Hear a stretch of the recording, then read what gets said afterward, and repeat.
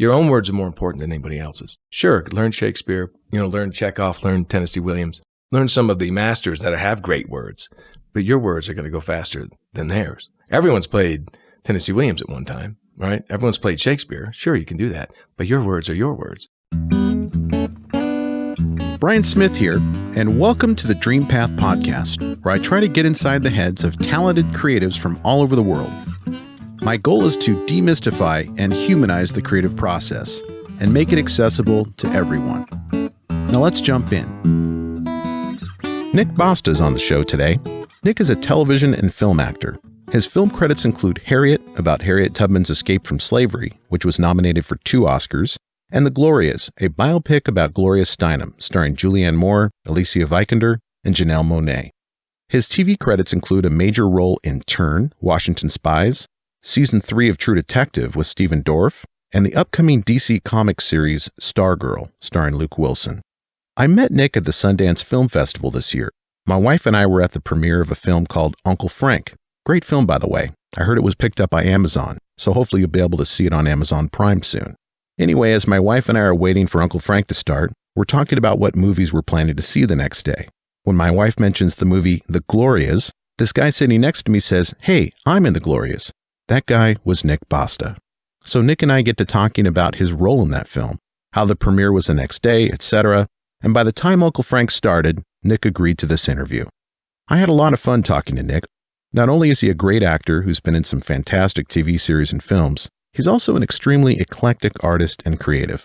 He actually went to school to become a clay artist. He's also a musician, a college professor, and was even a stilt clown in New Orleans for a while before he found his way into acting. Nick eventually graduated from Harvard's Advanced Theater Training Program. In addition to talking about how he made his way into acting, Nick tells us about his passion project, a biopic on Yogi Berra's life. Nick recently purchased the rights to Yogi Berra's life story and wrote a screenplay based on Yogi's life, which he is currently trying to get made into a film or television series. So without further ado, I hope you enjoy my conversation with actor Nick Basta. All right, everything's recording. Please go to 11. Ace one's here. Your British accent, I noticed in your reel that you were in Turn, it's not right? Bad, it's not bad. Yeah, it's really good. It was fun. I was one of the only American redcoats in Turn, Washington Spies, so I had a lot of critical advice. When it was wrong, they let me know.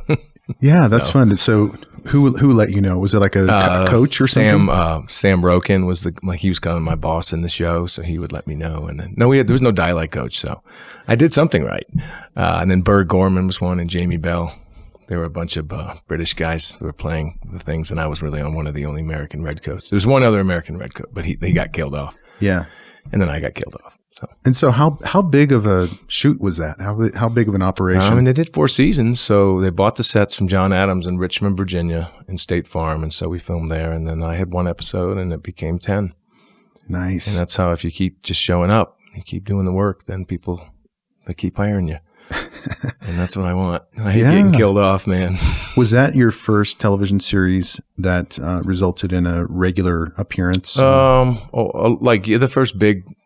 I'd done 2 or 3 series with 3 episodes, 4 episodes, nothing really large, but that was the biggest kind of, in other scales, you could tell it was like almost a recurring guest. It was like a but it was a character. Yeah. I was high on the call sheet, so it was my biggest TV show probably to date. So what are the different terms that actors and showrunners use to describe a role? I guess the vernacular of how they refer to like a series regular. What is a series regular? Well, that's the biggest part of TV is a series regular. It's like you're in service of, or you're the ones that they're taught the story's about. So, for instance, Turn had like 12. So it's a lot of storylines that you got to bobble. Sometimes they, of course, get together, but then your lowest rung is co-star. That's your day player. And after like soaps, they'd be like under 5. That's how they would label it. Then you have a guest star, which is more in service of the star. You're usually a named part.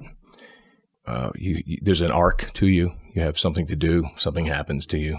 And then recurring guest star, which would be somebody that comes back with something to do. And then you have series regular. So that's really how it comes. But again, it's all about money. So if they can get away with co-star with, lower ranked people, they'll do it. Yeah. Everyone's all about that. Mm-hmm. In fact, in Turn, Washington Spies, I was killed off in the last episode of season 2. Bullet through the head. You can see it. It's online. It's on my reel. Right. And then they wanted me back as a body. But I'm like, nope, I'm doing as you're going to pay me. Right. If you're going to come back, because I got buried alive for 2 straight hours. And it was actually one of the scariest things I'd ever done.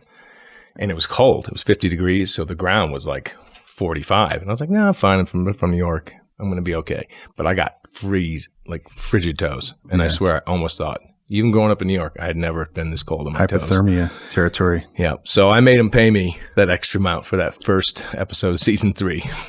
Nice. And I got it. Because they really wanted a real body. To me, it's like, what do you care?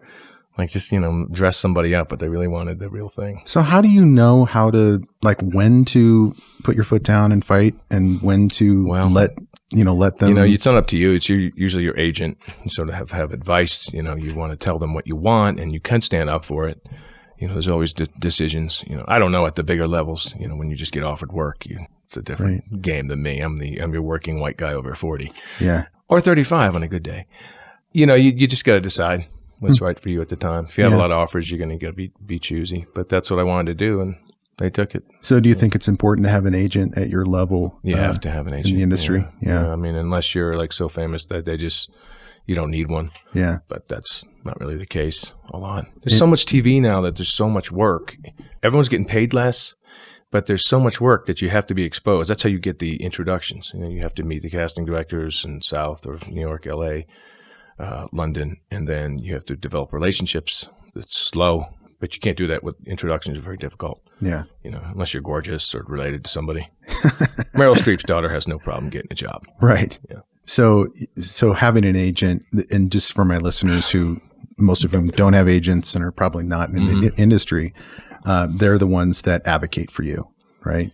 That's it. Yeah. They're conduit into the game. Right. Unless you're doing other things like later in my life, I've understood that the fastest way to get there is stand up. You can be funny. The people will find you.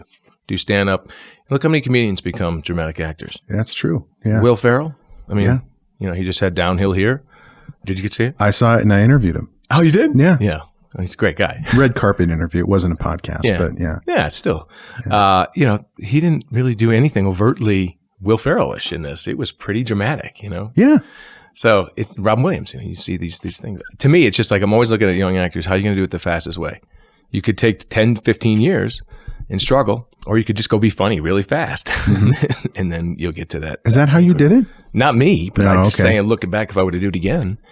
Oh, that's one of the questions I normally ask of my guests is if you could go back and, change your career path in any way, how would you do it? And it sounds like stand up is what you would have tried. It's hard, right? Nothing's easy. So the thing is, if you're going to do everything hard anyway, you pass it's taken 25 years to get to Sundance in a real movie.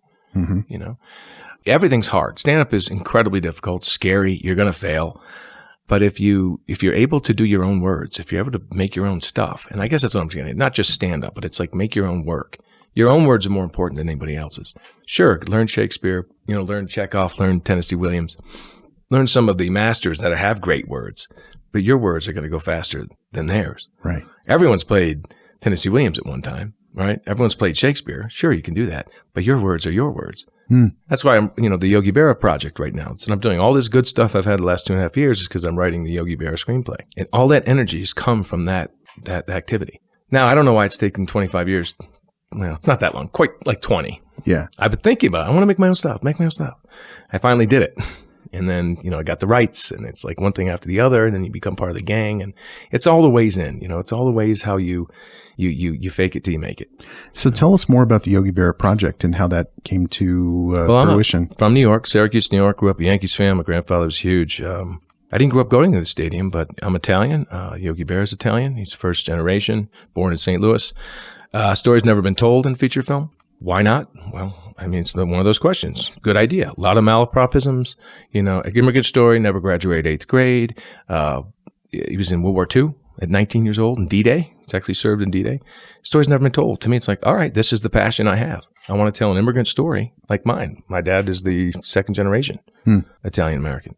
And it's never been told. And he's always been a hero of mine. coming from nothing, everyone's seemingly unattractive, unintelligent, says these really wise things when nobody expects them. Yeah. He's almost Mark Twain-like in that exactly. way. That's how I define him. It's like a modern-day Mark Twain.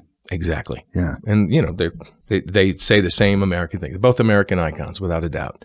And how has it never been made? Well, why not? Why not make it? So I got the rights from the family. How did you do that? I have a good lawyer friend in Wilmington. I live in Wilmington, North Carolina now, and he's an entertainment lawyer, and he researched them and found them, and we went up and had a meeting last March and signed on the dotted line. I got them for 2 more years. So you have them for a particular time when you have to create this project by a certain deadline. Yeah. So I'm on the clock. Yeah. You're always on the clock. Now you could extend them. Hopefully we get somebody involved. We got some stars. One star in mind. I can't really say who, that I wrote the project for. Someone I went to graduate school with. So you might be able to figure that out. But, okay. If he does it, it would be a lot faster. It was written for him. The family supports it at this point. We've got to do some rewrites. It's a long, long process. And I'm essentially producing now too, because it's very difficult. Mm-hmm. Challenging in a lot of different areas. So it's mainly the passion. One person I interviewed a while back, her name is Bettina Gilois, and she does a lot of biopics. And she wrote the screenplay for McFarlane USA with Kevin Costner, Bessie, with Queen Latifah on HBO. Oh, yeah. She was nominated for an Emmy for that. And I talked to her about the process of the decisions that you have to make, because you have this entire life that you're examining. And an entire life, if you were to take it and lay it out just linearly, it's probably going to bore the shit out of people, right? So how did you go about with your screenplay taking, granted, a very intriguing character, but picking and choosing the moments that are going to create a narrative that really hits the screen right? Well, you ask an excellent question, because this is the biopic problem. What do you tell? Now, with television becoming so important more than features, unless it's Avengers or this and that, you have a new platform, the golden age of television right now, as they say, and I really like it. You have so much to choose from, so much money being available with Netflix, etc. You're able to tell a longer story. A lot of those decisions have not been made yet. We're still in the beginning stages of what the script is and what it's going to be. So I really can't answer that. I know that cradle to grave, you cannot do it. Yes, you're right. Although the Glorias seem to... Well, yeah, Tamar pull it off, right? I mean, I wasn't bored.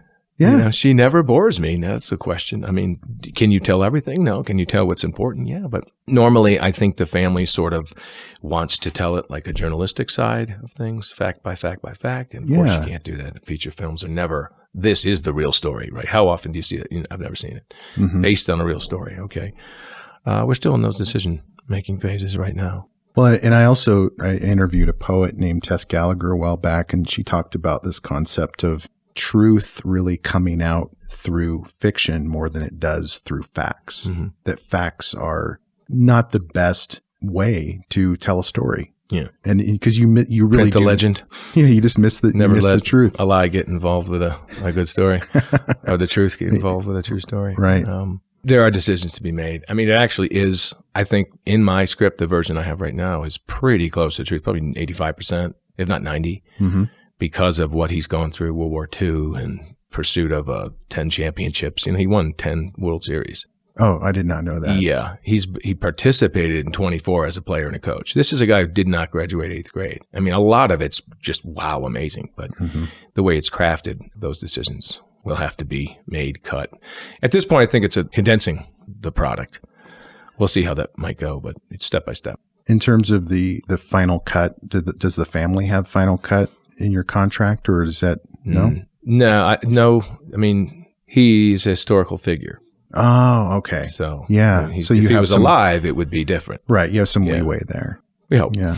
I'm a nice guy. I don't want to ruffle feathers. Yeah. At the end of the day, you don't want to have an angry I think when money family gets involved, it helps a lot of decisions and problems. Yeah. We're at the first step. We have an agent interested, Sean Barclay of Gersh Agency in LA. So we're pretty excited to have somebody that's excited about the project. Now, if that project kind of goes the way of a 6-part series or something like that, is that something you're open to, or are you looking at feature film? Yeah, definitely. No, I mean, you have to be open to the platforms that are available right now. And it very much excites me to tell a miniseries, because then you could really get into the depths of it.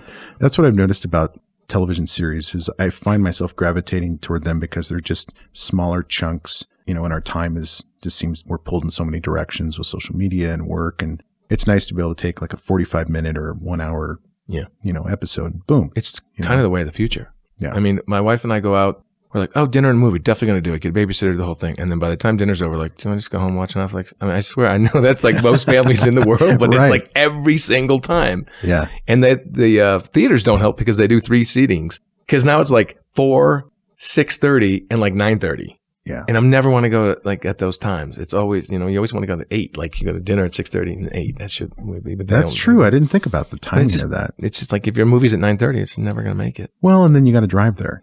Yeah. And then the whole there's so many barriers to the theater, and I feel badly because I think film, the way Scorsese wanted us to see. We're in a weird area, real movies. Our age is like it. And I watched The Irishman on my phone. I mean, that's not the way it should go, according to Scorsese, but it's just the way it I'm is. kind of believe him. I mean, Godfather 2 is one of my favorite movies, obviously Coppola. But yeah, you just don't have that time. You don't have that space. It's a different world. It is. It's I guess kind of sad. Our kids will never have that experience, maybe. And I agree with Scorsese. I don't really like the superhero movies. I've never seen one in the theater. Yeah, I'll watch them if my kids ask me to watch one, but they're not even really watching them these days. It's just, and I have to give it to the directors and the producers of those films. They're actually really well done. I mean, they're crafted. I mean, these are experts. Everyone needs the job. Even the acting's pretty good most of the time, but it's not film. I mean, I guess that's why Sundance is so important because these are really films. They really are. Yeah, and they're different and they challenge. I saw The Father yesterday. Oh, yeah, yeah. Oh, my goodness. I mean, it was a play originally by the director, and then they filmed essentially the play, but it had Anthony Hopkins. So you're like, I don't care what it is. I'll go watch him in anything he does. And he was unreal. That was a great film. You saw it? Yeah, I did. I was there, and I was there for the premiere, and I actually interviewed the director about it at the red carpet, and I was hoping Anthony would be there, but none of the talent showed up for it. Did I say yesterday? I guess I did. Yeah. Wasn't sure. It didn't seem like a premiere, though, did it? It you just have the director there, but he's a great talent. Skilled. I mean, it was a little slow, and it was different. It was just, but that was a film. I mean, that's not going to make a lot of money, but they are still out there. But it's art. It really is art. It's art. Yeah. And at the end, and what I noticed about Anthony Hopkins is, and Olivia Colman too. I mean, ridiculous. Come on. Yeah, the whole cast. I mean, the Brits, they got us. But they do. Olivia Colman's expression on her face whenever Anthony Hopkins would say he would say something that is flattering, and you'd see her face light up, and he would say something that, okay, it's the disease, it's the dementia talking, but she still can't help but be deflated when he says something awful.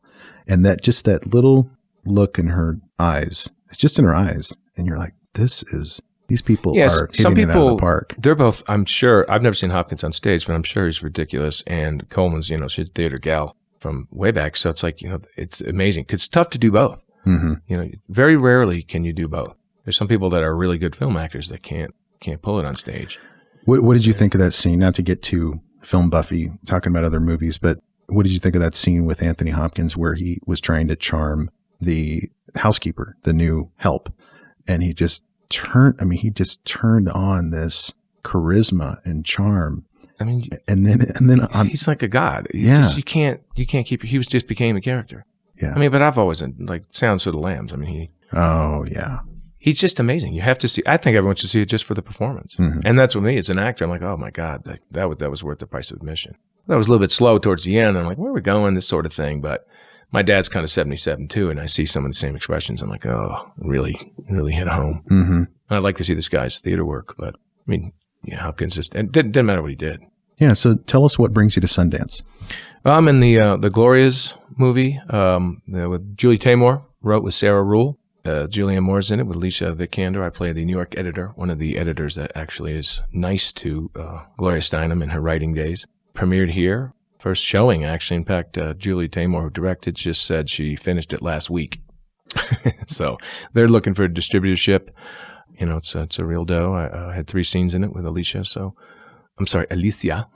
who was lovely. She was fantastic. And you were fantastic. Oh, thank you. Yeah. That's nice. Yeah. It was really cool to meet you before and then see you up on the big screen and then talk to you afterwards. I love it. Sundance, you would sit next to a guy and you're like, well, you got to make a conversation, right? Right.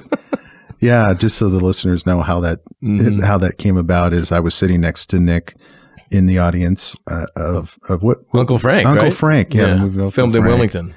Oh, I didn't know that. My good friend Jane McNeil's in it. Yeah. Oh, yeah. I read for that 2 parts. Oh, yeah. Which parts? For the brother-in-law, and then I think the Bernard character. Okay. So Steve Zahn was he was the brother. This is the brother-in-law. Oh, brother-in-law. Yeah, okay. so I guess Jane's wife. Yeah. He's a local guy, Burgess, something. He was in Marshall, but it's fun seeing that. So yeah. So we're sitting there at Uncle Frank, and I'm talking to my wife about going to see the Glorias, and you're like, you're going to go see the Glorias? Yeah. Yeah.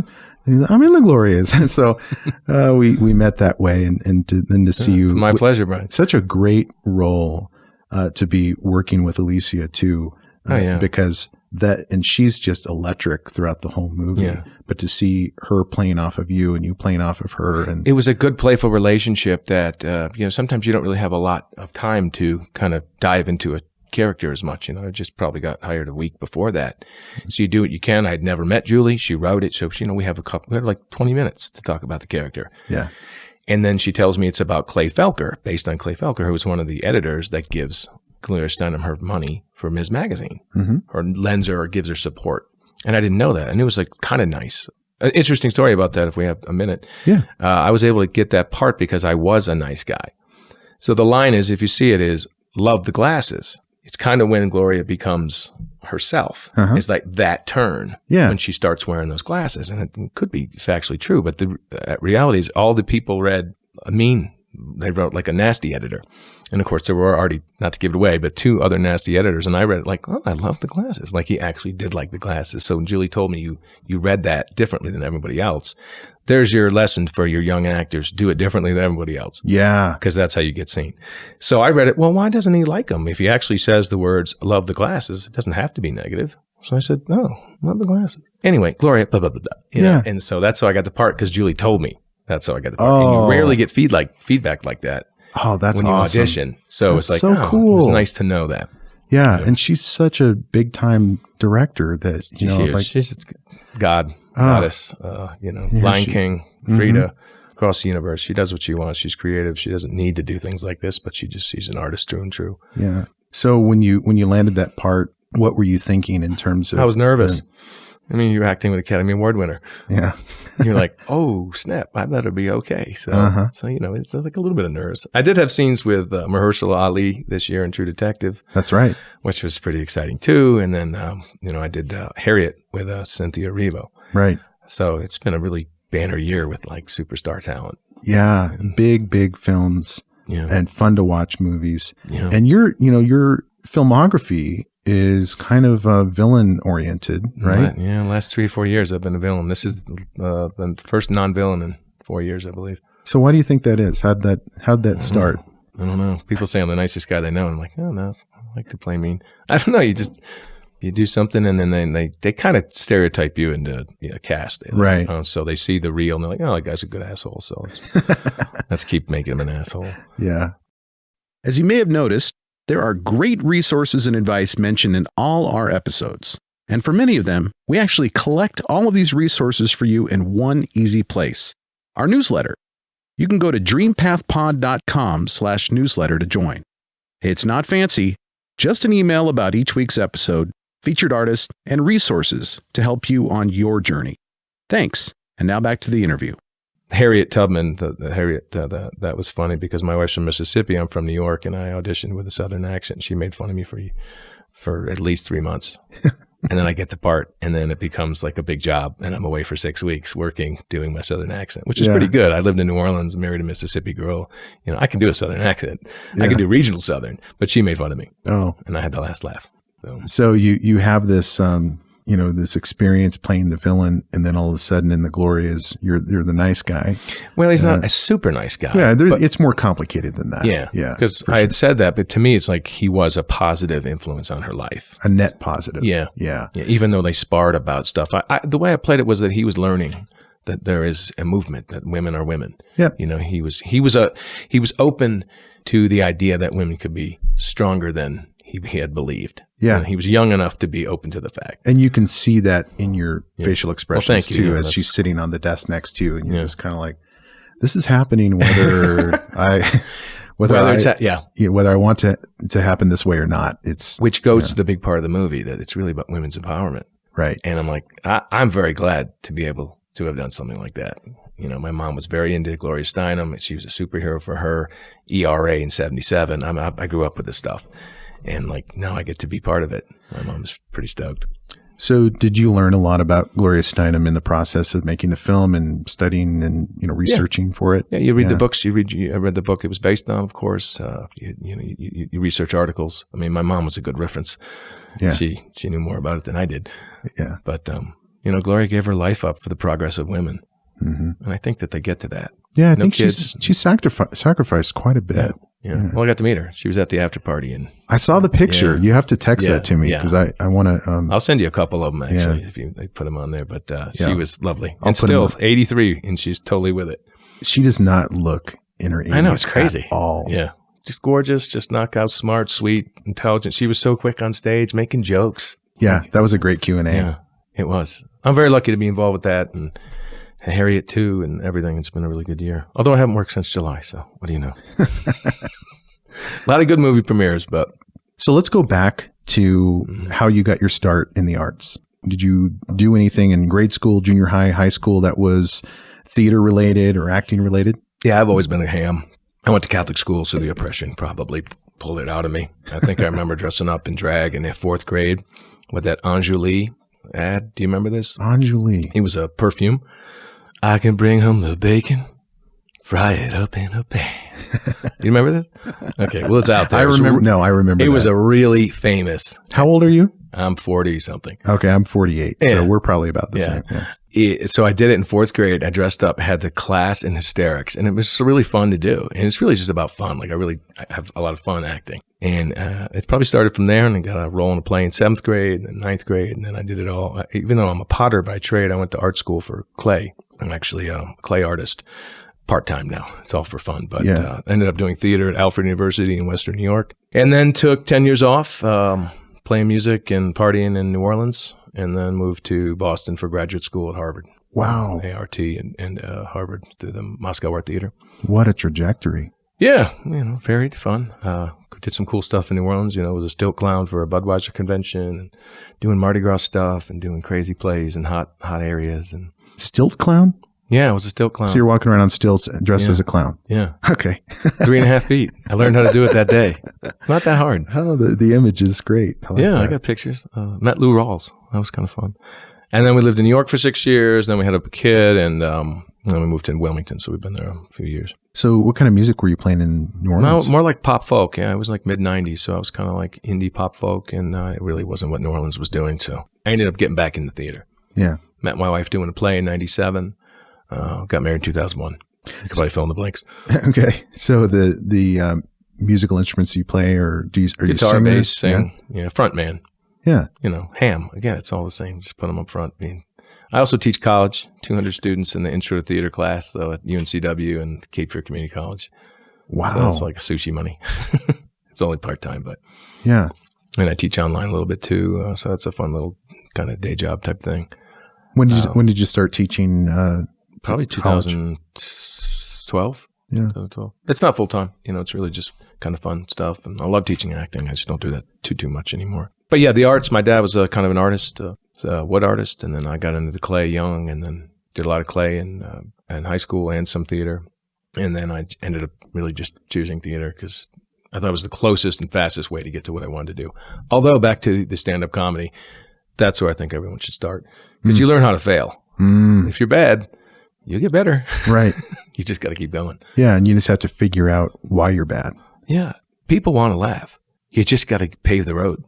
And sometimes you don't need to pave a hard road. You can do it with stones. Mm-hmm. You can do it with dust. They just want to be able to laugh. Like in Downhill, everyone wanted to be part of Julia Louis-Dreyfus's little goofy things, and then they laugh. They're like, there's money in funny, as they say. Nat Faxon and Jim Rash. Yeah. Just, going back to Downhill, Yeah. the brilliance of their screenplay and the Way Back and the Descendants and all. I mean, those guys are just crazy talented. We know him through Kimmy Hemingway, who's his sister, and she lives in Wilmington, teaches creative writing. Oh, cool. So we were able to meet him this time. Yeah, they're masters of the subtle comedy, the uncomfortable. So why Harvard? What led you to Harvard? I did a summer school there in year 2000, and it was a Russian program, so Stanislavski work. It was the most that made sense to me, and you got in. I mean, it was pretty competitive.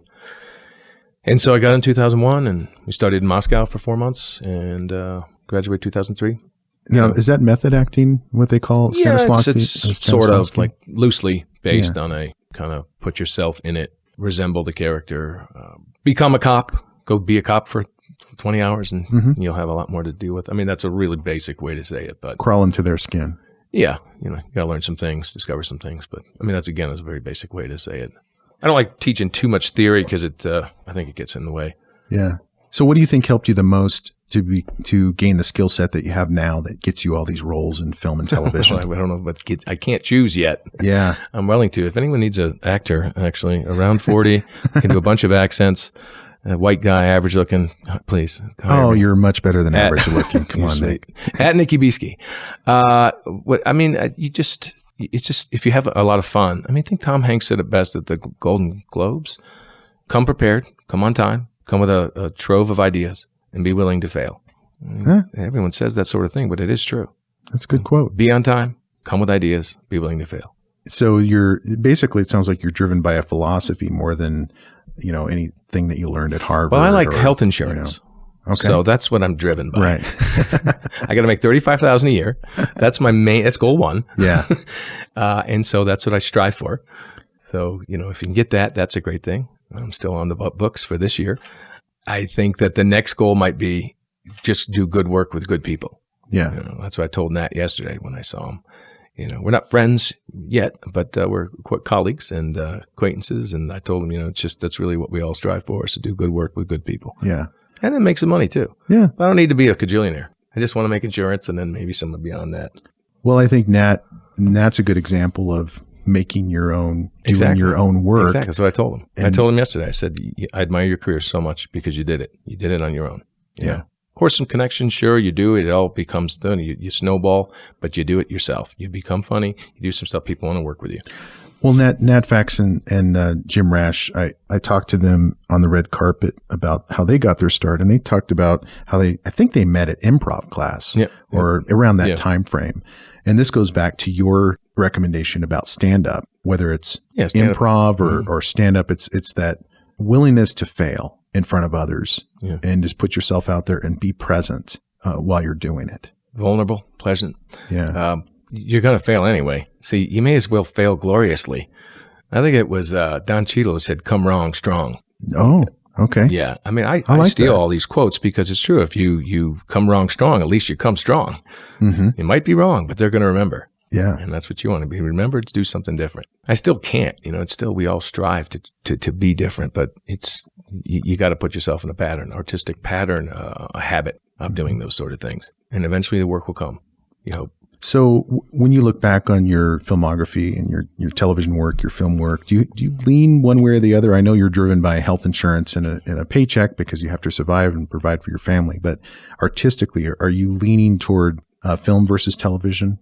Interesting question. I mean, you take the work. I've never refused too much work. So I've been lucky enough to be involved with two historical icons. Yeah. I mean, this year, Harriet and Gloria Steinem in the same year. Janelle Monáe is the only one that's in both movies too. Oh, I noticed that. I was looking at the filmography. Yeah. She's a little higher on the totem pole than me, but I'm like, I can't wait. I met her at the Harriet premiere in LA. I'm like, I forgot to mention we're in Glorias, but to be involved with those two, I mean, if you want to be involved in historical movies, it's like, I would rather do that, but I mean, there's some great TV shows too. Mm-hmm. If Yogi becomes a miniseries, I mean, that'll be fun. I really don't differentiate between the two. It's just what's happened. Yeah. It's just tail to tape. And the sea of content that we have out there now has obviously created, I think you mentioned this, more opportunities for working actors. Does that always translate into lower paychecks? Because I think it does. I mean, it's, there's a total income, there's a total pool. So, I remember when internet first came about, you found that the theater actors, were A-list, were getting squashed down to be theater actors because all the stars wanted to do theater. And now TV, it's squashing down a level too. It's all levels and monies and this and that sort of thing. So I still think there's a total pool of money, and it really comes down to that. But as long as you can work consistently. I mean, I think the series regular is a goal. That's a goal of mine. Steady paycheck that you're doing, you can dive into a character. Super arc, you have a lot of things you can create with. That's my goal at this point. And writing Yogi, but I don't really see the difference anymore. I mean, you tell an 8-part tale. It's funny, being part of True Detective was a really honor because I think True Detective put the miniseries kind of on the map. Oh, I think you're right. And it was so revolutionary. And then everyone's kind of doing it. Yeah. A lot of similarities too. But it just, True Detective for me, the first season was almost like when The Sopranos came out. Yeah. There was this. Change the game. Yeah, it's a game changer. And then it's like, okay, now this is the new norm. But then True Detective comes out, and now that's a new. I don't think it's been replicated, though. I don't think True Detective has been done. It's hard to make brilliant things. Yeah. I think we all see that. And in fact, there's a lot of miniseries like, well, you get past 2 episodes, you're like, I'm done. Yeah. And that happens a lot more than it doesn't. I mean, there's so much going on. When you got that part, it was season 3, right? True Detective. So you had the benefit of seeing, or at least some of the episodes from the first 2 seasons and kind of the hype. They each had their own kind of tone, though. Yeah. Different directors, too, right? Or was it the same director? No. I mean, season 3 had, all seasons had different directors. Yeah, I think it was like new. And each episode sort of had different directors, too. I think my season, they ended up using one consistent director after episode 3. Yeah. It was going a little slow, and I think they need to speed things up, right? As I heard. But the tones were a little different. I don't know. I screwed up your No. question. The question was when you went into season 3 of True Detective with that part, did you come in intimidated at all because this is such a huge hit and you're working with an amazing talent everywhere? And I know this is not the first time you worked with amazing talent, and you're an amazing talent, but I would just wonder what your mindset was. No, it was just, you pick the circumstances and you're just living truthfully. It was actually kind of interesting because, it was a time, essentially a period piece. Now 80s are in. Of course, I grew up in the 80s, so I could have worn the clothes I had in the 80s. Right. And, it was like, and these were vintage. They were paying thousands of dollars for these OP coats and just these things that I probably had myself. Right. And no, it's just, you live this given circumstances of any situation. And I was a dad. Yeah, I'm a dad. It really wasn't a stretch, and it was fun. I mean, Stephen Dorff and Mahershala were magical. It was a nice little scene. They cut that scene. It was a bummer, though, because it was a little longer than that. We were there a 10-hour day. So 2-minute scene was 10 hours. Oh, my goodness. To give you young students at home an idea of how hard it is. Well, it's not work to me. It's just sometimes you have long days, but it's never work. Right. So. Now, it sounds like your parents were really supportive and kind of artsy themselves. Yeah, my dad's an artist, and, they didn't really care what I did. Yeah. They were like, oh, fine. I went to college, I graduated on time, and never failed a class. I mean, you could be proud about that. I only got 2 Ds. Sure. In college, both in Western Civ. But do you think that the freedom that they gave you, to roam and to wander and to kind of find your own way was formative for you? I mean, if that's a polite way to say they got divorced and I was kind of nutto. Okay. Yeah, sure. They gave me range to roam. Go ahead, steal the car at 14. Right. Yeah, that's how I created. Yeah. The older I get, the more that I understand that all negative things help. I mean, it is true. It doesn't kill you. It's going to probably change you for the better. Yeah. Do you have kids? I have one 12-year-old. Yeah. Do you find yourself, when you look back on the childhood that you had, whether it was freedom or however you want to frame it, with your parents letting you do what you wanted to do you find yourself not able to do that? Because I have kids, and I tell you, I have a real hard time not trying to micromanage and you try not to be your dad, even though you can't help but be your dad. Right. But your grandparents are spoiling the hell out of them, I'm sure. Right. Yeah, of course I do. Yeah. It's like, oh God, are you going to smoke cigarettes? Oh no. oh no, when are you going to do it? When are you going to, don't steal the car, please. I don't know. She's pretty well adjusted. My daughter, she went to a friend's school, so she's got like hippie values. And I think she's more mature than I was. Yeah. And we're not divorced. So yeah, to me, that was the hardest thing I went through was divorce at 11. You know. So if she at age 16, 17 says, Dad, I'm going to go to New Orleans and play some music, what would you say to her? Can we talk about that after? Yeah. Okay. Can we be friends and let's make sure we'll give each other updates? Sure. I have 3 daughters, so you know. How old? 18, 21, and 28. Oh, okay. So they're adults. Yeah. We'll ask your advice then after our session. Sure. Yeah. I hope I can be. I fear Dad, I'm getting a tattoo. That's the one that's already happened to me. My kids have multiple tattoos. I'm going to invest in tattoo removal equipment because that's where the money's going to be in 10 years. Yeah, it's like everyone's going to want that. And they don't put any thought to it. I'm like, if you're going to get a tattoo, at least get something like, yeah, go to Bang Bang in New York or something, you know, make sure. Or good quality, make it artistic, and somewhere you can't be seen. Yeah. Dr. Wu in Los Angeles, you know, go big or go home. I think she's going to want to. I think she's going to want to do things. Yeah. You know, she's already been to several countries. We're very lucky. So we've been to Cuba and Alaska and Puerto Rico, Ireland. Mm-hmm. I never had these experiences before I was 21. So she's pretty worldly. I'm excited for her future. Yeah. And it sounds like you're probably going to be open to just letting her choose her own path. I mean, I'm scared. You know, yeah. It's just like you don't know how much you love something till you have a kid. Yeah. And you're like, how do I love this as much? I interviewed an actor named Jerry Shea who was on a Showtime series called City on the Hill with Kevin Bacon. Oh, yeah. That's Aldous Hodge, right? And he was in Turn. And Kevin Bacon and then Aldous Hodge plays the DA, right? Yeah. Okay. So I was talking to Jerry Shea, and I learned from that interview that he actually quit. He was on Broadway in this Sondheim musical called Passion in the early 90s. And then he got into a couple of films, Boston-related thriller films, and then he left acting for many, many years. And the reason he left was being on the road was just too difficult. He had 2 kids, and he just said, "This is what I'm going to do. I'm going to raise my kids. I'm going to work for a nonprofit." And so he quit. It's a good story. Do you find when you're working the way that you do, and you're going to wherever the project is, whether it's Atlanta or Los Angeles or New York, and all of those places are places you don't live, that it's difficult to balance the parenting and, you know, being there for your kid the way I've been lucky. There have been shorter shoots. You know, I was able to come home from Richmond where Harriet was filmed. I was able to come home on the weekends, and I have not really suffered a 2-month extended stay away from my daughter. So I don't think I can honestly answer that. I haven't had that experience. Yeah. Sounds like you've been pretty lucky that way. Very lucky. Yeah. Yeah. You know, I drove to Richmond, and it's only 4 hours. I drove a lot to Richmond, and then we come back. And then actually the Glorias was just one day. So drove to Savannah, drove back the next day. So what kind of opportunities are there in North Carolina? You live in North Carolina, but very few. You know, yeah. No, the incentives all went to Georgia. They're in sort of litigation about that now. I moved there for the film, and I haven't worked in the state in 6 years. Last thing I did was Safe Haven, the movie. Yeah.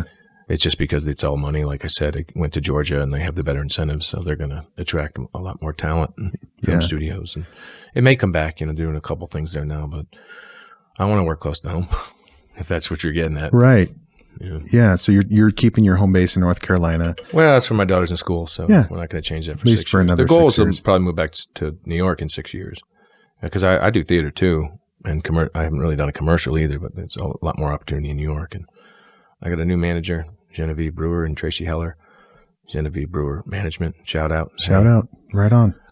So they're excited to work with me, and I have got a commercial agent up there. I don't do a lot of voiceovers. I read a lot of voiceovers. So, and so would your advice be for someone who's in high school or college and they're going to make that leap to try to get into acting? Go to Georgia. Go to Georgia? Yeah.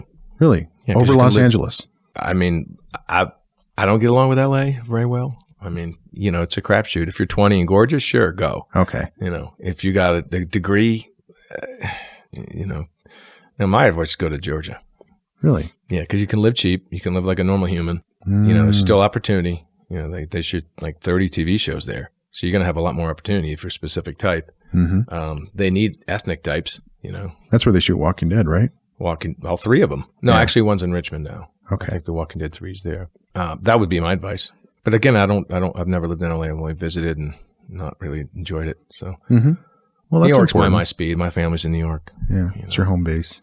Well, your former home base, anyway. No, it's sort of. My dad still lives there, so I go up every summer, and we're able to travel the way upstate New York. But I mean, I don't know. It's like every journey's different.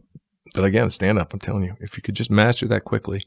Not that it's easy. I'm not saying anything. Nothing's easy. And if someone is going to try stand up, what is the first step that they take to do I don't know. that? I don't do it. Yeah. Okay. I only talk about it. All right. Okay. But you get a minute, and it's just like telling a story. It's like you were saying. It's just you just got to go and find the story that the people want to hear. I think downhill's so perfect because it's at a ski town. I mean, it was like it's a win-win for everybody. Yeah. We're at Park City. Of course, people want to laugh about skiing, and they know all the goofy things that are funny about skiing and ski slopes and weird European people yelling at you and being better skiers and this and that. So, find that little thing. That'd be my advice. Again, I don't do it. I'm thinking about it because I teach college, and that's sort of the same thing. Yeah. What about improv? Is that something? Improv too. I combine them. I said they're sort of like the same thing. Yeah, but you do improv with your theater students, or do you use that as a tool? I haven't taught acting in a couple of years. I'm on the intro to theater. Okay. So I'm not really in that, and it's been online. But I think your base creativity comes from being able to do it quickly. Put yourself in that mind. Some people hate it. I mean, I love it. Yeah. You fail, but. What did you think about that improv prompt? It was great because it was real at Downhill. Yeah. It's like I almost wish they'd kind of kept going. You're in a bakery, and that was that's amazing. That's why they're all creative. That's why they don't stop. They don't stop thinking. I mean, Julia did that when she was in Second City. Wasn't she Second City? I can't remember if she was or not. I know. And then SNL. I mean, I don't know. She Yeah, I loved it. I was like, what a little bonus. And they stopped it. I wish they had kept going. I know, and I did not press record. I had my camera. I didn't hit record. I was like, if only I'd caught that intro. That was a brilliant way to start the screening. Yeah.